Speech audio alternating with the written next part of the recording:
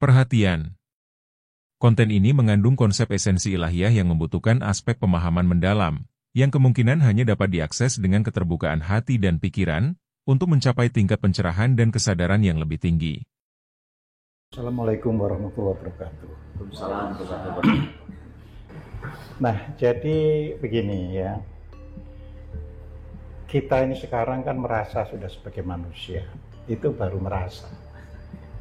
Nah, merasa tidak berarti secara hakikat kita sudah manusia. Ya, ini yang harus dipahami. Buktinya apa? Buktinya itu sederhana. Manusia itu sendiri dalam bahasa Jawa, manusia itu, ya. Jadi manusia itu dalam bahasa Jawa, ya. Kan orang Jawa itu kalau menyebut dalam bahasa Jawa itu kan manungso, ya. Karena ketika menjadi bahasa Indonesia itu diambil bahasa Jawa yang lebih kuno. Jadi kalau bahasa Jawa yang lebih kuno itu manusa. Jadi artinya sekarang bahasa Indonesia tinggal nambahi i saja, ya, manusia, ya. Nah, orang Jawa biasa ada nanti sisipan eng sehingga manusa menjadi manungso, seperti itu, ya. Man itu bahasa Jawa, ya, manah itu artinya pikiran, ya. Jadi main. Jadi sebenarnya kita ini bangsa yang tua, sehingga orang Barat pun menyebutnya menjadi mind, ya. Jadi body, mind, and soul, ya. Nah, artinya kalau mindnya ini tidak bisa bekerja dengan baik, maka kata sa sebagai kata sifat belum nempel sebenarnya. Jadi di situ, ya. Nah, dalam perkembangannya itu manusia itu orang Jawa terus ditambahi eng. Nah, ini lebih dikaritobosokan menjadi manunggal ing rasa. Jadi kalau sudah pikirannya itu berjalan, ya, maka di antara sesama manusia itu tidak pernah konflik lagi. Jadi kalau kita sekarang ini masih penuh konflik, ya karena belum manunggal ing rasa. Nah, jadi di situ, ya. Nah, kalau manusia itu sudah tidak konflik sesamanya, maka aman dunia itu. Maka pada saat itu manungsa itu tidak berhenti pada manunggal ing rasa, tapi manunggaling rasa. Jadi manunggaling rasa itu rasa semesta itu sudah jadi satu. Jadi bukan hanya sesama manusia, tapi manusia dengan makhluk lainnya itu sudah manunggal, ya. Jadi manusia sudah tidak lagi menganggap tanah batu ini kan benda mati, tidak, ya. Kalau Anda kurang percaya itu sederhana, cobalah, ya, kendaraan Anda itu los kamu ini bekerja dengan aku, ya, jadi selamat saja kalau saya pakai itu bisa selamat, ya. Karena saya ini sering, bukan hanya 1-2 kali, sering, ya. Dari Surabaya ke Jakarta itu jalan aja, karena saya nggak ngontrol lagi, tapi baru sampai di rumah langsung aki itu mati. Sehingga tinggal manggil teknisi untuk ganti aki baru, dan itu ada khusus aki saja ada 2 kali pengalaman sampai di rumah langsung aki itu, ya. Yang kedua rem mobil, ya. Selama di perjalanan itu nggak apa-apa, sampai di rumah loh kok belum. Jadi sudah di rumah, besoknya mau dipakai belum, nggak bisa direm, ya kan? Ngambil teknisi. Apa untung ini kemarin dipakai nggak apa-apa. Nah, seperti itu, ya. Jadi artinya terus, ya kalau namanya remblong kan kita nggak bisa bawa ke bengkel, jadi kita manggil bengkel, terus oleh bengkel ditarik kan, perbaiki di bengkel, diganti. Nah, padahal kita sering kan mendengar remblong ya, kecelakaan seperti itu. Jadi kita sudah harus melihat bahwa semua ini sama dengan saya. Nah, ini makanya kita dalam tahap ya pelan-pelan aplikasi itu. Ya, pertama yang dikenalkan kan energi dulu. Ya. Kita setiap hari itu makan, minum. Ini karena memang daya, kita memang butuh daya untuk aktivitas kita setiap saat, setiap hari. Jadi itu. Nah, di sisi lain kita ada yang namanya total energy yang kita gunakan dalam hidup ini. Ya, itulah permana. Dan permana itulah ketika kita tidur, jantung kita juga tetap bergerak, ya kan? Tidak ini, ya. Paru-paru kita juga bergerak, tidak berhenti, ya. Jadi seperti itu. Nah, kalau permana ini terjaga, ya kan, maka paling tidak di dalam tubuh ini kita ada di dalam fase usia biologis. Jadi bukan usia kronologis. Usia seseorang sejak dilahirkan hingga hari ini itu kronologis. Ya. Tetapi tampilan seseorang itu usia biologis. Ya, jadi seperti itu. Ya, saya sekarang ini umur 72. Nah, ini usia biologis. Karena mengapa saya memandang kalau reuni teman-teman saya kok tua-tua gitu. Tapi saya menyadari memang usia kronologis umumnya menimpa orang. Nah, kita harus bisa menjaga usia biologis itu, ya. Usia biologis tidak berarti ya kan umur kita itu bisa 1000 tahunan, tidak, karena umur itu jatah. Tapi kan lebih enak kita itu terus tampak sehat, jadi nanti pada waktunya dipanggil itu kita tidak merasa apa-apa. Nah, orang itu kan kalau kepikiran, sedihan, ya meninggal itu takut. Takut itu pertanda energi permananya kurang. Jadi kalau energi permana kita penuh, ya nggak ada rasa takut. Tidak ada rasa takut tidak berarti, ya. Nah, kalau gitu harimau kita datangi, tidak. Ya. Tapi kita sadar harimau itu berbahaya. Jadi rasa takut tidak ada, tapi kita sadar harimau itu berbahaya. Jadi seperti itu. Nah, ini pentingnya kita terus-menerus ya bisa mendepositokan permana. Makanya lewat ini ajaran ini saya tidak sistem potong-potong kulit atau diambil, tidak. Jadi kalau Anda nggak ngikuti rutin aja nanti ada yang miss. Ya, jadi di situ, ya kan. Karena kehidupan itu kontinu. Nah, makanya sekarang ini baru jadi manusia. Mengapa? Karena ajaran tentang ego sudah kita berikan dulu. Jadi setiap hari kita itu yang tampil itu ego kita. Setiap hari. Ego itu sendiri dalam bahasa psikologi sebenarnya yang dimaksud adalah alter ego. Ego itu aku, aku. Ya. Tetapi aku yang mengaku. Nah, itu jadi ego.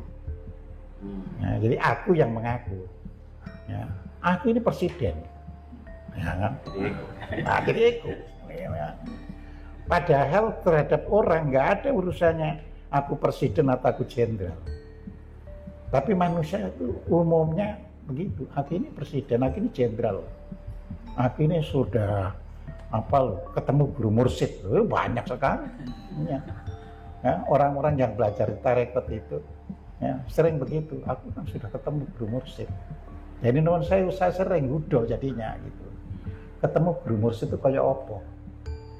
Terus pesan guru mursyid pada kami itu apa? Mau jadi apa? Oh enggak ya ke situ, nah, berarti durung itu omong-omong gitu. Orang yang sudah ketemu guru mursyid itu nggak bisa bicara pada orang lain. Dia hanya bisa mengamalkan dirinya. Jadi kalau masih bilang itu belum itu, ya, itu baru refleksi-refleksi pikiran kita. Ya. Nah, refleksi pikiran itu ada yang muncul di kala tidur namanya mimpi, ada yang muncul di kala jaga namanya pengakuan tadi atas egonya tadi. Jadi di situ. Jadi orang yang sudah ketemu guru mursyidnya tidak pernah membicarakan dirinya ketemu guru mursyidnya. Dia justru selalu mengamalkan apa yang dipesankan oleh guru mursyid kepada dirinya. Nah, jadi di situ. Nah, padahal kita tahu kan banyak sekali. Nah, makanya nanti kalau apa itu Anda ketemu, ya jangan langsung diklaim guru mursyid, tapi boleh ditanyakan kepada orang lain. Jadi di situ, ya saya pernah ditanya oleh orang ini kedudukannya di kalangan bangsawan, ya. Beliau tapi sekarang sudah almarhum tahun lalu, tahun 24. Ya. Beliau itu dari secara terah itu adalah root dari keturunan Pangeran Sambernyowo, berarti Sinuwun Mangkunegoro pertama. Ya, jadi itu. Dia biasa untuk ke makamnya. Dia biasa terus ada yang ngajak bicara, ada yang memberi wangsit, gitu. Nah, suatu hari mulai berpesan, jadi dia takut. Biasanya nggak sampai pesan-pesan gitu, pada kali itu berpesan.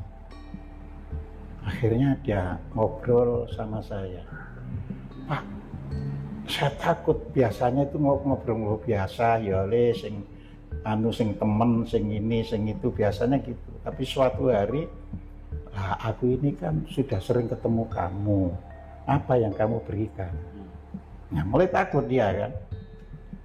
Nah, gini, kan dia bilangnya itu buyut saya, jadi buyut yang urutannya dari Mangkunegara itu yang nomor sekian. Kan kalau keluarga Mangkunegaran, keluarga apa Kasunanan atau Kesultanan atau Pakualaman itu ada silsilah. Ya. Iya, kalau Mas Abi mungkin nggak punya silsilah. Jadi kalau ada yang ngaku mbahnya gitu, waduh, mikir-mikir mbah sing ngendi kan gitu kan. Nah, ini ada silsilah. Jadi dia menyebutkan, ketika disebut dia tahu, oh ya ini memang ya buyut saya yang kesekian. Tapi dia takut karena ada pesan tadi. Nah, dia tanya kepada saya, itu benar-benar eyang saya atau bukan Pak Muji? Kan gitu. Saya beritahu, gini, kan Anda punya silsilah, ya kan. Terus namanya keluarga keraton itu jarang yang beristri satu. Ya. Jadi ingat, di keraton itu istri itu kemudian. Jadi yang dinikah dulu itu selir-selir itu. Jadi bukan dapat istri terus cari selir. Golek selir dulu terus baru mendapatkan istri. Jadi itu, ya. Makanya para permaisuri itu bangga karena kamu hanya dipakai tapi nggak sampai jadi permaisuri. Nah, jadi gitu. Nah, saya sudah sampai jadi permaisuri. Nah, jadi di situ. Lah orang kita bertengkar karena apa? Beristri dulu terus golek selir, ribut. Iya. Akhirnya oh gitu, iya nanti ditanya dari garwo yang siapa kan gitu kan. Terus kan situ punya catatan, kalau silsilah itu ada catatannya, punya garwo ini, putranya ini, terus nanti nurunkan ini gitu kan. Nah setelah itu ditanyakan dulu berapa garwo yang dimiliki, terus saya dari garwa yang mana. Nah, jadi situ kalau diurutkan itu. Nah, you nggak perlu menghafal, masa bilangnya gitu. Ditulis saja, terus nanti dicocokkan dengan anu. Nah, setelah ditulis, dia mengatakan terima kasih, ya, tapi mohon maaf kalau belum bisa memenuhi pesannya, ya, karena kami perlu masih merenung kembali, ya, begitu. Dicocokkan itu nggak cocok sama sekali, nggak cocok sama. Itu berarti makhluk-makhluk, ya, yang sedang ingin, ya, minta diakui. Karena di kita ini banyak sekali makhluk yang butuh pengakuan. Manusia aja butuh pengakuan tadi, makanya kita ego itu kan butuh pengakuan. Ya, jadi jangan dikira makhluk lain juga tidak butuh pengakuan. Nah, jadi di situ. Ya. Jadi kita ini mulai main, ya, manusia berusaha. Makanya saya masih kaitkan dengan yang lalu, ya kan pada waktu yang lalu ada ayat tentang tauhid, ya kan, bahwa manusia itu harus mengingkari tauhid, ya. Tauhid itu bahasa Arab dari kata togo, ya. Togo itu artinya melampaui batas, ya, atau melanggar batas. Jadi sebenarnya dalam kehidupan kita ini setiap orang itu punya batasan. Aku nggak boleh begini, nggak boleh begini. Punya. Ya. Makanya itu dituturkan oleh orang tua kita, karena jangan berani-berani sama orang tua. Nah, itu batasan. Jadi kalau anak terus berani sama orang tuanya, ya secara karma menjadi buruk. Karena nanti didiskon anunya ini, permananya itu. Ya. Ya, karena dia bisa lahir itu dari orang tua. Terus disuruh sekedar patuh aja, iya. Makanya di negara yang maju memberikan batasan. Kalau umur 18 tahun boleh you berdiri sendiri. Dengan syarat kalau sudah berdiri sendiri jangan mengganggu kami. Jadi orang tua misalnya di Amerika seperti itu. Ya, tapi kalau you masih butuh kuliah atas biaya kami, selama masih atas tanggungan kami, jangan berani-berani melawan kami. Nah, jadi ada komitmen kayak gitu ya. Harus ada komitmen. Ya, jadi seperti itu. Nah, di negara timur itu lebih tertib lagi, misalnya Jepang, Cina itu lebih tertib. Nah, kita ini aneh, orang timur tapi nggak tertib. Ya, begitu. Nah, jadi makanya perlu belajar. Siti Jenar ini kan pada waktu itu merupakan tokoh yang antagonis, ya, melakukan perlawanan terhadap kondisi yang ada pada waktu itu. Karena beliau melihat, ya, ada hal-hal yang ini tidak benar ini. Jadi orang lebih dipermainkan, ya, oleh kepentingan politik berbalut agama. Ya. Jadi kehidupan ini, makanya saya ada di Ngaji Rasul kan ditanya kan, agama itu apa produk dari Tuhan? Bukan, dari kepentingan politik. Ya. Buktinya kita berikan, nah, gitu, ya. Misalnya Nabi Muhammad misalnya, ya, itu semua agama itu kepentingan politik. Maksudnya bukan hanya Islam, semua agama. Karena orang yang membawa agama itu memberikan bimbingan. Ya, namanya bimbingan, tentu yang dibimbing itu ya harus bisa rukun, bisa ini, ya kan? Ya, saya sekarang bimbing Anda semua kan, jangan sampai lah orang yang belajar bersama terus bertikai atau anu. Tapi begitu lepas orang yang membawa agama, sudah pertumpahan darah terjadi. Nah, itu kepentingan politik. Karena ada orang yang bukan kamu loh yang harus membawa, nyiarkan itu, saya. Nah, ego kan keluar yang gitu. Ya. Semakin di masyarakat itu egonya yang gede, semakin pemeluk agama itu saling konflik, saling friksi, bersinggungan. Nah, itu kejadiannya di negara kita. Sepertinya nggak pernah selesai-selesai, nggak pernah berhenti-berhenti, selalu terjadi friksi di antara pemeluk agama hanya karena beda paham, hanya karena beda keyakinan, hanya karena beda pendapat.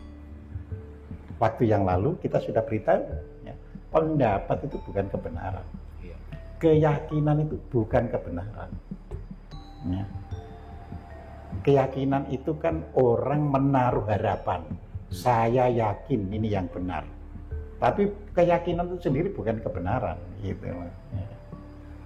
Nah, kalau dia sebenarnya yang dipegangi, yang diyakini itu benar, namanya benar, ya tidak menimbulkan sesuatu yang tidak benar.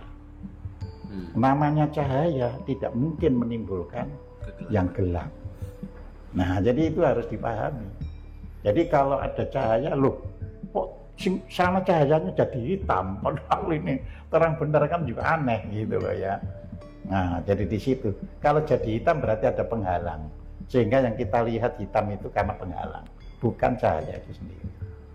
Nah, itu yang terjadi di kita, ya. Nah, kita karena sudah tadi berangkulan dengan tauhid, ya, jadi nggak sadar bahwa bertikai karena agama itu salah, itu tidak sadar. Karena sudah ini tadi sudah batasnya sudah dilanggar, ya. Orang kalau sudah melanggar batas itu nggak terasa lagi melanggar batas. Ya, seseorang bisa korupsi 1 miliar, besok berani untuk 10 miliar. Karena dia sudah menganggap untuk saya sudah nggak ada batasnya. Nah, jadi di situ. Jadi negara kita mengapa penuh korupsi, ya dikarenakan banyak sekali tokohnya yang melanggar batas. Jadi di situ. Nah, makanya di sini ya, hidup beragama sebenarnya, nah gitu kan. Jadi hidup beragama sebenarnya itu mengingkari tauhid, mengingkari ya hal-hal yang membawa kita harus melanggar batas, harus melampaui batas. Jadi kita ingkari. Ya. Lalu supaya pengingkaran kita kepada apa itu kebenaran itu kepada tauhid itu terus terjaga kebenarannya, kebenaran kita untuk mengingkari itu tetap terpelihara, tidak luntur, ya. Nah, disitulah istilahnya dilandasi iman. Nah, itu kan. Jadi iman itu landasan, ya. Jadi bukan iman itu untuk kamu sesat, kamu bid'ah, kamu bukan, tapi itu sekedar landasan, ya. Makanya di sini Syekh Siti Jenar menyebut Allah itu sebagai ya, zat wajibul maulana. Nah, jadi ini aslinya dulu itu begitu, ya. Lah mengapa? Karena di Jawa nama Allah itu ya belum keren seperti sekarang, ya. Kalau kita membaca Serat Centini yang ditulis tahun 1814 ya, Serat Centini itu, nama Allah itu sedikit sekali, ya. Dari 12 jilid yang ya katanya itu sudah jutaan, itu hanya 1, 2, 3 saja yang disebut Allah. Artinya sampai abad 19 sebenarnya Allah itu ya belum termasyarakatkan, ya. Saya sampai dengan tahun 70 oleh orang-orang tua ya tidak pernah mendengar seperti sekarang, misalnya nyebut Allah itu Allah jadi pakai double L, ya. Tidak, ya Gusti Allah. Nah, berarti perubahan itu begitu cepat. Nah, eling Gusti Allah artinya ingatlah kamu kepada Allah. Jadi nggak ada terus orang ngoreksi itu salah, itu manggil Gusti Allah itu nggak pernah ada. Ya memang masyarakat dapat dikatakan seluruh Indonesia seperti itu. Ya. Baru nanti setelah tahun 70-an mulai ada gerakan-gerakan Islam yang ucapkan kata Allah dengan benar karena itu Tuhanmu. Nah, jadi mulai, nah itu gerakan sosial, dogma, ya, itu politik, ya. Padahal sebenarnya disebut Gusti Allah atau Allah ya sebenarnya tidak ada masalah. Ya, nah, politik itu akhirnya bisa meniadakan kebenaran yang seharusnya kita jalani setiap hari karena kepentingan politik. Jadi di situ. Ya. Nah, jadi hidup beragama itu mengingkari segala sesuatu yang melampaui batas dan juga hidup berlebih-lebihan. Maksudnya mengingkari juga hidup berlebih-lebihan. Jadi hidup itu yang normatif aja. Ya, jadi di situ. Nah, mengapa Siti Jenar menyebut zat wajibul maulana? Ya karena Allah itu kan secara keberadaan itu ya zat itu sesuatu yang kita tidak pernah tahu. Ya. Nah, jadi inilah nanti masuk keyakinan kan. Wajibul maulana ya ia yang wajib. Ya. Maulana apa? Melindungi. Jadi ia melindungi hamba-hambanya. Nah, kata melindungi hamba-hambanya itu ya, ternyata juga tertulis di Sutasoma ya. Jadi saya bisa tampilkan sejenak ya di Sutasoma ya. Jadi kita tampilkan sejenak. Jadi mohon didengarkan ya tugas seorang raja, apalagi Tuhan semesta alam ya. Ada lamputan tular, Rakawi Istana Majapahit pada abad 14 Masehi yang meringkas tugas dan urutan prioritas seorang raja dalam Kakawin Sutasoma. Apa saja ya? Pertama, raja bertugas meningkatkan kemakmuran rakyat. Kedua, Raja Jagatkarana atau kemakmuran punya kekuatan rakyat. melindungi rakyatnya. Melindungi Ketiga, rakyatnya. Raja Nugraha atau memberi anugerah untuk menghargai rakyatnya. Menghargai Dan rakyatnya. terakhir baru Sri Ratnadika atau menikmati aneka privilege yang penuh kenikmatan. Jadi raja Berarti boleh ya, menikmati privilege diletakkan sesuatu paling belakang setelah berhasil tiga meningkatkan hal itu kemakmuran dilakukan. Ya. Jadi, kalau rakyat sudah sejahtera, merasa aman dalam Jagatkarana dan dihargai dalam Raja Nugraha, baru deh raja menikmati privilege atau Nah. Sri Ratnadika. Ora sawali Nah, ora sawali ya. Jadi ini ajaran yang ada pada leluhur kita. Jadi raja itu pertama harus memakmurkan rakyatnya. Kedua harus melindungi rakyatnya. Jadi bukan rakyat yang mana. Nah, itu apa-apa namanya gitu loh. Iya. Ya, sekarang kan kita biasa rakyat itu mana? Duh. Lah itu terpilih itu kan karena rakyat ya, jangan rakyat yang mana lagi. Gitu kan. Ya. Jadi satu memakmurkan, dua melindungi, tiga apa? Memberi penghargaan kepada rakyatnya yang punya prestasi. Ya. Baru katanya raja boleh menikmati privilege. Nah, jadi di situ. Kalau yang tiga ini belum bisa, nggak bisa raja menikmati itu. Itulah yang membuat mereka berjaya dan itu ditiru di luar negeri. Ya. Jadi ditiru di luar negeri. Jadi makanya kayak Perdana Menteri Kanselir Jerman itu ya jalan kaki biasa, tidak butuh pengawalan kalau lagi mau belanja, ya kan. Nah kalau dilihat ya besar mana tanggung jawabnya Presiden Indonesia sama Kanselir Jerman? Ya Kanselir Jerman karena dia ngurusi sak dunia. Ya, kita hanya ngurusi sak klubek 270 juta saja sudah kan gitu. Nah ini kesadaran. Nah saya kadang-kadang heran mengapa kita punya ajaran tapi tidak terlaksana. Nah kita terus bisa refleksi karena dulu penjajah itu kan membawa buku-buku kita ya. Jadi buku yang dari Keraton Solo saja itu 5 kapal. 5 kapal. Yang banyak yang ditinggal sudah KW. Ya. Itu dibawa ke Leiden, ke Oxford, sama ke Carrera Italia. Ya. Ketika Jogja diserang oleh Raffles pada 18 Juni tahun 1812, itu seluruh buku Jawa, dari dulu itu gini, pustaka di Jogja itu ada 2 gedung. Yang satu gedung isinya hanya kitab-kitab Jawa. Yang gedung lainnya ya isinya ajaran agama Islam. Ya karena agama Islam baru merebak kan, jadi disendirikan. Perintahnya Raffles itu kosongkan perpustakaan yang isi kitab Jawa. Jangan satu lembar pun tertinggal. Nah, terus ada prajurit yang lapor, kenapa itu enggak diambil itu? Apa isinya? Kata si komandannya.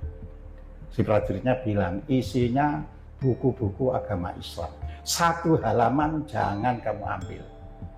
Karena Islam tidak untuk masa depan. Jawa untuk masa depan negara Eropa. Sudah seperti itu ya tadi. Iya, makanya Eropa setelah tahun 1800, wah pesat maju. Nah, kita nyungsuk ini. Jadi di situ, gitu loh. Ya. Jadi makanya kita kehilangan jejak sejarah jadinya, gitu. Jadi sudah, yang di Solo juga diambil, yang di Jogja juga diambil. Sekarang basa-basi atau tidak saya tidak tahu, tapi bersedia mengembalikan. Ya, cuma kan dalam laut dapat diduga, dalam hati siapa tahu. Iya kan, dikembalikan, tapi kan mungkin saja kan dia pasti sudah mutu, sudah menggunakan microdot. Nah, sedangkan yang di kita itu mungkin ya sudah ada yang halaman dicowel dan sebagainya. Yang nanti nggak bisa baca gitu. Ya, seperti itu. Saya ini sering ngoreksi. Ya, iya, misalnya, oh ini nggak mungkin bahasa Jawa begini nih, itu sering ngoreksi. Ya. Tapi itu fakta, misalnya di Centini gitu, itu fakta. Ya, kemarin saya baru ngajarkan apa yang disampaikan oleh apa itu dalam Rawiyan itu, Rawi itu riwayat Nabi Muhammad. Ya, di situ dikatakan tawakaltu ala Rasulillah, ya kan. Kemudian disebutkan arbaban syahadat. Nah, itu kalau diterjemahkan artinya saya bertawakal kepada Rasul dan Tuhan-Tuhan yang kelihatan. Jadi gak mungkin. Saya di Al-Quran gak pernah ada tawakaltu ala Rasulullah. Yang ada tawakaltu ala Allah. Nah, jadi seperti itu, gitu. Jadi kalau bangsa kita kan gak ngerti, terus diyakini ya jadi salah terus, gitu. Ya.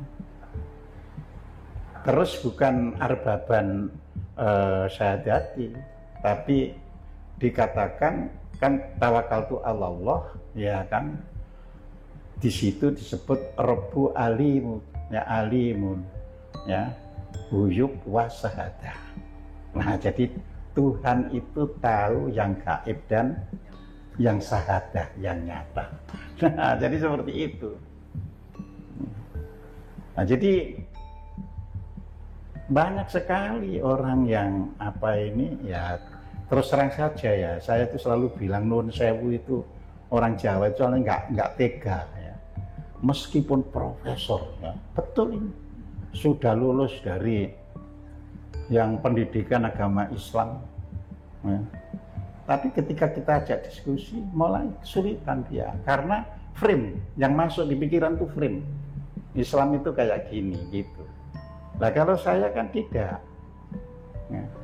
Loh, ya jangan masuk kayak gini kan gitu kan.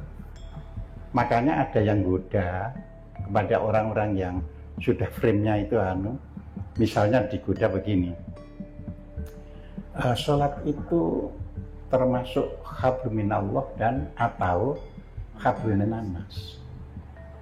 Kan umumnya pasti dijawab hablum minallah, disentil oleh teman itu. Lah kalau hablum minallah lapor ribut kalau ada temannya yang tidak sembahyang, kan ya mestinya Allah yang ribut, kok kamu yang ribut. Nah, jadi bisa seperti itu gitu. Jadi kita ini karena di frame, jadi tidak tahu lagi di mana sebenarnya yang benar itu, gitu loh.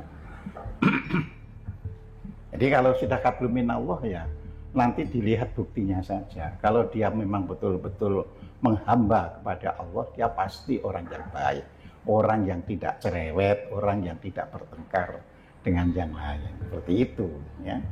Nah, jadi melampaui batas berarti ya, membuang energi permana yang justru harus kita simpan untuk masa depan kita. Ya, jadi makanya kenapa kaum agama, khususnya ya agama Islam ini kok mundur terus? Karena senang debat.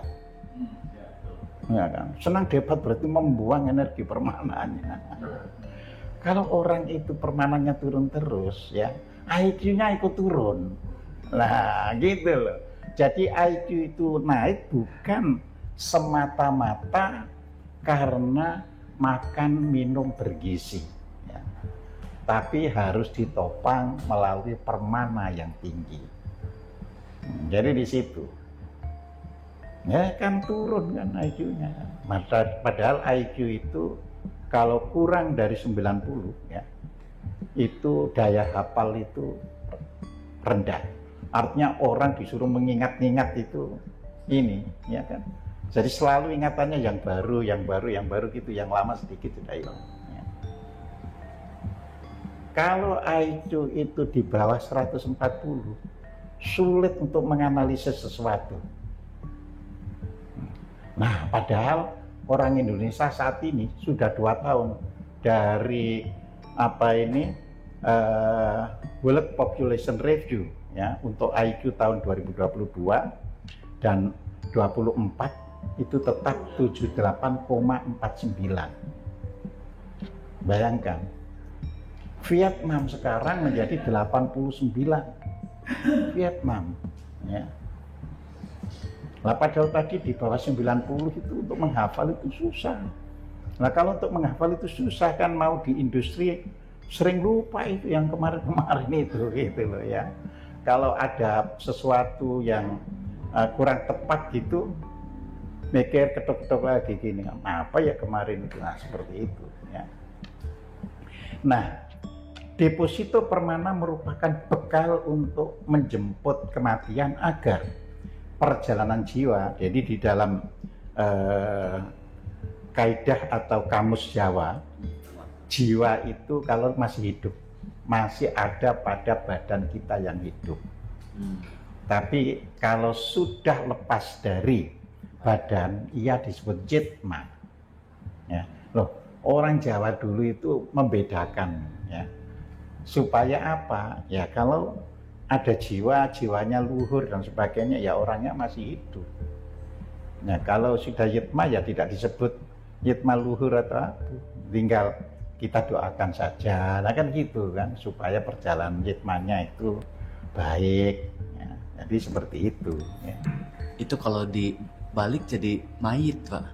Oh iya, kalau dibalik. Iya, jadi mayit kan dalam bahasa Sunda atau Jawa kan jadi jenazah, kan sebetulnya. Bedanya apa tuh antara yitma dengan jiwa itu? Maksud dari sisi substansinya? Enggak, jiwa itu kan karena dia sudah tidak punya baju lagi. Ya seperti anak telanjang. Iya. Tentu ada beda kan. Begitu sampai ada bajunya, bisa pamer dan sebagainya. Bisa pura-pura juga ya. Nah, bisa pura-pura juga. Tapi kalau telanjang kan nggak bisa. Nah, jadi seperti itu, ya.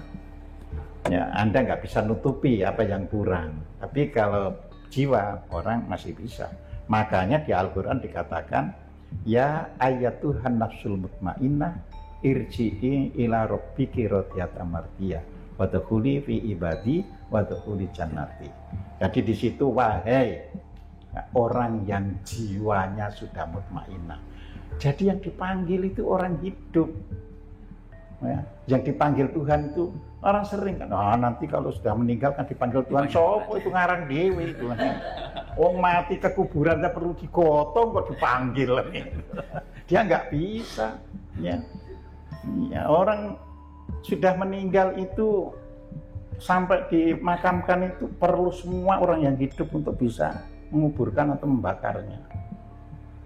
Jadi di situ, karena dia sudah tidak punya perangkat untuk melaksanakan apa yang ada di dalam pikirannya. Nah makanya orang Jawa menyebut jitma, ya dia ya sudah tergantung yang hidup mendoakan dan sebagainya, supaya nanti kalau lahir lagi ya dia kan jiwanya sudah diperbaiki. Nah jadi di situ, karena kan tadi bawa ini kan, bawa pranawa sama permana. Jadi itu dipakai untuk lahir kan itu, dan dipakai di sana supaya tidak berada di kegelapan. Jadi di situ. Nah, makanya dengan apa itu menjemput kematian itu maksudnya apa? Ya maksudnya ketika lepas dari tubuh tidak ada hambatan maupun halangan. Antara agama kok beda-beda halangan. Nah itu karena persepsi. Yang penting setiap agama mengakui ada mulus, ada halangan. Nah kita harus berhenti di situ. Kita tidak perlu mempertanyakan halangannya kayak apa, kan gitu kan. Sama dengan orang mimpi hanya boleh bermimpi, bercerita saja. Waduh, saya bermimpi semalam diajak pergi ke suatu pesta nikmat sekali, kan kita juga tidak bisa menanyakan nikmatnya kayak apa. Nah begitu kan. Nah kita paling mendoakan semoga mimpimu jadi kenyataan, kan gitu kan. Lah orang yang suka meramal, diajak pesta jangan-jangan akan celaka, wah ketakutan itu, padahal mimpinya tadi sudah enak-enak, oleh temannya dikatakan begitu kan, ketakutan ya gitu kan ya. Nah, nanti kita itu juga bahas mimpi itu kita nyikapi gimana dan sebagainya. Makanya tadi harus, karena itu berhubungan dengan permana semuanya. Ya, jadi kita belajar selama ini kan baca gini selesai, enggak, justru ini bertahap ya, supaya kita sudah punya bekal menyikapi. Jadi di situ. Oke. Jadi keimanan kepada Allah diwujudkan. Nah, diwujudkan dalam bentuk lahiriah. Jadi dalam bentuk lahiriah. Iya karena butuh, wa iya karena stain. Ya. Jadi ayat ini bukan sekadar bacaan sholat. Ya, jadi di situ. Ya. Nah, bagi Syekh Siti Jenar mengerjakan, ya kan, ladang dan merawat tanaman di ladang dengan benar itu ibadah, itu termasuk iya karena budu. Karena budu itu beribadah. Jadi ketika kita sekarang datang ke sini, Anda untuk belajar itu sudah iya karena budu. Nah gitu. Karena Tuhan, misalnya ingat ya, kalau di Al-Quran itu begitu Nabi menerima wahyu disuruh iqra. Ya kan? Berarti kalau kita mau iqra itu beribadah. Jadi Anda semua saat ini kalau itu tulus karena ingin tahu, ma'budu, iya karena budu. Ya Tuhan, semua yang kau anugerahkan kepada diriku saat ini aku pakai untuk belajar supaya pinter, supaya tahu, supaya bisa mengamalkan. Jadi di situ. Ya. Nah, jadi bila mengerjakan sesuatu, ya, didasari ya, oleh zikirnya kepada Tuhan dan bukan oleh ikut-ikutan. Jadi didasari ya, bukan ikut-ikutan, bukan oleh karena paksaan orang lain atau terdorong untuk mengejar keuntungan dunia. Nah, maka inilah yang disebut ibadah kepada Allah. Jadi apa saja sehari-hari Anda, ya kan, pokoknya ya bukan karena ikut-ikutan, bukan karena ustadzku begini, bukan karena itu. Memang itu tulus lahir dari badan kita sendiri, dari diri kita sendiri. Ya. Nah, itu beribadah. Nah, jadi di situ. Ya. Jadi kita beribadah itu banyak sekali. Makanya jangan heran di dalam surat Al-An'am ayat 162 ya disebutkan, Qul inna sholati wa nusuki wa mahyaya wa mamati lillahi rabbil alamin. Apa terjemahannya? Terjemahannya nanti kalau ditanya bingung lagi. Sesungguhnya sholatku, ibadahku, ya kan, hidupku, matiku hanya untuk Tuhan semesta alam. Ya. Loh, kalau begitu sholat itu bukan ibadah dong. Mulai ya apa ini? Sholatku, ibadahku ada dua di sini. Iya, di situ ada sholatku, ada ibadahku. Ya memang bukan ibadah, sholat itulah yang melandasi ibadah. Jadi di situ. Gimana maksudnya? Sholat yang landasi ibadah? Iya, sholat itu yang menjadi landasan untuk ibadah. Oh. Jadi di situ, makanya dia tidak disebut ibadah. Sama dengan sholat itu suruh niatkan, niat tidak termasuk rukunnya sholat. Tapi kalau tidak ada niat, gugur sholatnya itu gitu loh. Ya berarti pura-pura kan kalau nggak ada niat gitu loh. Jadi di situ. Nah, tapi kan banyak orang sampai hari ini ya mungkin 99,995% gitu kan. Ya tidak diajari secara ya apa sih sebenarnya, kenapa ini dipisah. Ya. Itu sama seperti hidup dan mati ya. Karena hidup itu ya bukan mati, mati itu bukan hidup gitu loh. Ya, sholat itu bukan ibadah, ibadah itu bukan sholat. Ya, tapi hidup dan mati itu satu rangkaian karena kita nggak bisa menghindar dari hidup dan mati. Sholat dan ibadah satu rangkaian karena tidak ada nanti namanya ibadah kalau tidak ada landasan sholatnya. Lah yang menjadi persoalan sholatnya dirupakan dengan gerak-gerak yang tidak ada hubungannya dengan ibadahnya. Itu yang menjadi masalah gitu. Jadinya. Hah? Lah iya kan karena nggak tahu dirinya kan. Mungkin karena menjadi landasan maka sholatnya harus dibenerin gitu ya. Jadi sholatnya dimaknai sebagai keterhubungan dengan Tuhan. Iya sebenarnya bisa gitu. Jadi ibadah kali gitu. Betul, supaya akhirnya bisa menjiwai ibadahnya. Ya kan. Kalau dilihat di Al-Quran, sholat kan punya tujuan. Ya kan, aqimus sholat, inna sholata tanha anil fahsya wal munkar. Jadi kalau orang itu sholat itu mencegah perbuatan keji dan munkar. Artinya ketika beribadah dia tidak mau curang, gitu loh maksudnya. Ya, kan tidak boleh keji dan mungkar, dia tidak boleh curang, tidak boleh karena demi keuntungan menganiaya orang. Jadi seperti itu. Nah itu menjadi sholatnya sebagai landasan. Ya, nah di surat Toha ayat 14 ya, apa itu di situ dikatakan wa aqimus sholah li dzikri, untuk ingat aku. Nah ketika ditanya aku niku sing endi? Nah, mulai bingung kabeh. Gusti Allah lho, opo? Enggak ada Allahnya di sini. Ngomong Allahnya aja Anda enggak tahu. Ya aku itu ini tadi kita sudah menghilangkan ego kita. Jadi kalau kita itu egonya sudah kita sisihkan, kita jadi manusia. Sebagai manusia itulah harus selalu ingat hal-hal yang benar. Jadi di situ gitu loh. Nah, jadi ya. Jadi maaf ini yang sering pengertian sholat itu kan yang terpenting kan terhubung kepada Allah ya Pak ya, pada Tuhan.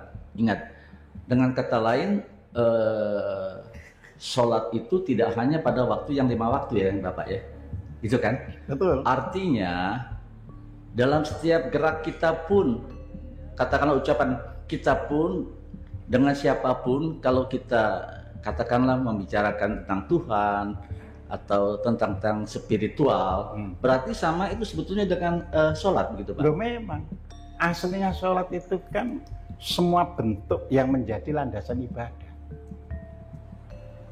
Ya, jadi artinya setiap saat Anda tidur, tidak tidur, ngomong, tidak ngomong, ya kan, makan, tidak makan, dilandasi oleh yang pengertian sholat tadi itu. Karena zikri kan, ya, supaya ingat aku, kan gitu. Ya. Betul.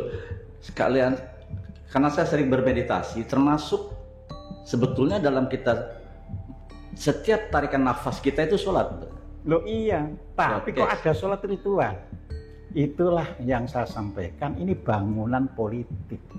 Makanya sholatnya mazhab ini berbeda dengan mazhab itu, berbeda dengan mazhab ita, ya kan? Ini itu ita, kan gitu kan? Terima kasih Pak Ojim. Iya. Ini jadi lebih jelas lagi.